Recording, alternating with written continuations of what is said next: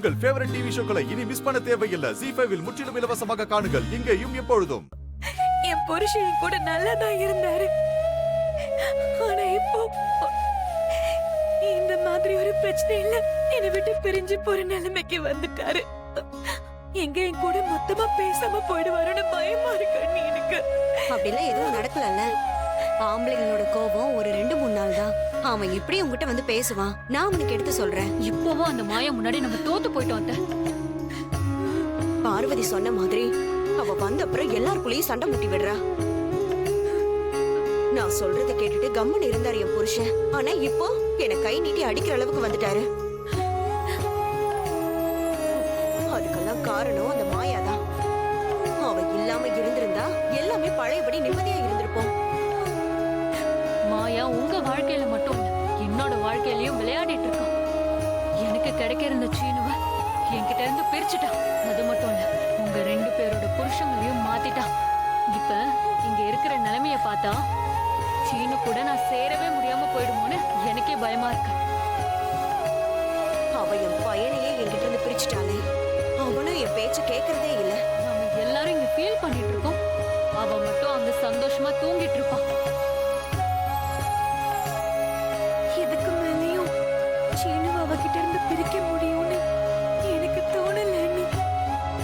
அவதான் சீனுவை கல்யாணம் பண்ணிக்க போறா.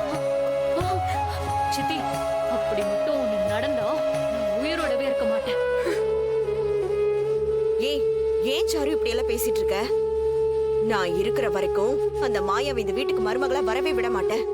அவ மருமகளா வரக்கூடாதுன்னு நம்ம எல்லாருமே முடிவெடுத்திருக்கோம். இது மத்தவங்களுக்கும் தெரிஞ்சு போயிருச்சு, அதுவும் நல்லதுக்குதான். எப்படி அத்தை? இனிமே நம்ம எதிர்ப்ப வெளிப்படையா சொல்லிக்கிட்டே இருக்கணும். அண்ணன் இப்பவே யோசிக்க ஆரம்பிச்சிட்டாரு. இந்த கல்யாணத்துல நமக்கு விருப்பம் இல்லைன்னு அவருக்கே தெரிஞ்சிருச்சு. அவர் முடிவை தான் எப்படியாவது மாத்த வைக்கணும்.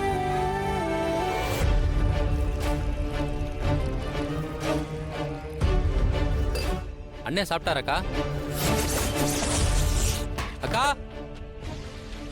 அக்கா என்னடா? இரு வர.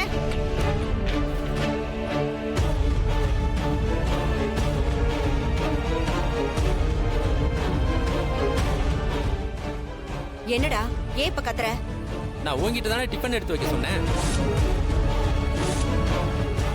ஏன் இப்ப அவ எடுத்துட்டு வந்ததால என்னாச்சு? அவ வச்சாலும் அதே தோசை தானே. அக்கா, நான் இவ முகத்திலே முழிக்க கூடாதுன்னு இருக்கேன்.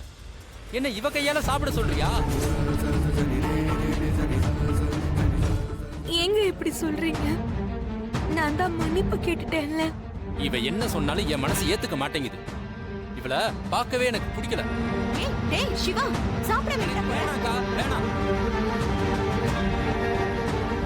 பாத்தீங்களா அண்ணி, இப்ப என் கையில சாப்பிட கூட மாட்டேங்கிறாரு. கொஞ்ச நாள்ல சரியாயிடுவான்னு பார்த்தா இவன் ஏன் இப்படி பண்ணிட்டு இருக்கான்? ZEE5 ஆப்பை டவுன்லோட் செய்து அனைத்து எபிசோடுகளையும் இலவசமாக பாருங்க.